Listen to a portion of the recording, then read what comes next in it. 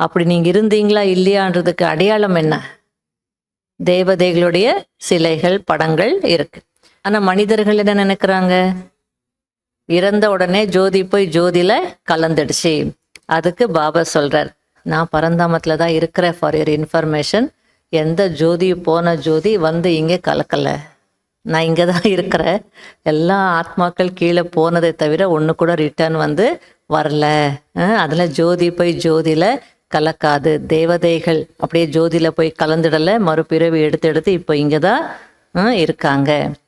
யாருமே முக்தியோ ஜீவன் முக்தியோ அடைய முடியாது. லா இல்லை.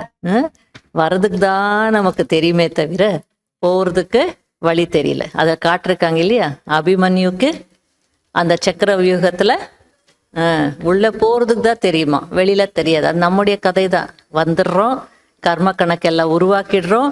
அதுக்கப்புறம் முக்தி வேணும், ஐயோ பாபா, ஐயோ கடவுளை, ஆஹா கடவுளைன்னு சொல்லுவோம். அதுக்கு பாபா சொல்கிறார், யாரும் ரிட்டர்ன் வழி யாருக்கும் தெரியாது. ஆகையால் இப்போ உங்களுக்கு தெரிஞ்சு போச்சு இல்லையா? அதனால என்ன பண்ணோம்? ஃபுல் டே உள்ளுக்குள்ளே விசாரம் ஓடிட்டே இருக்கணும். நான் வீட்டுக்கு திரும்பி போகணுன்னா எப்படி போகணும்? நான் ரிஷின்னா என்ன செய்யணும்? ராஜ ரிஷி ராஜ்யம் அடையணும்னா எப்படி அடையணும்? ஏதாவது ஒரு சிந்தனை ஓடிட்டே இருக்கணும். அதாவது புத்தி ஸ்திரமாக்கணும் ஞான சிந்தனையில். அதனால எவ்வளோ நினைவு இருக்குமோ அவ்வளோ குஷி இருக்கும். பாயிண்ட்ஸ் நினைவு இருந்தாலும் குஷி, பாபா நினைவு இருந்தாலும் குஷி, என்னுடைய சொமான் நினைவு இருந்தாலும் குஷி.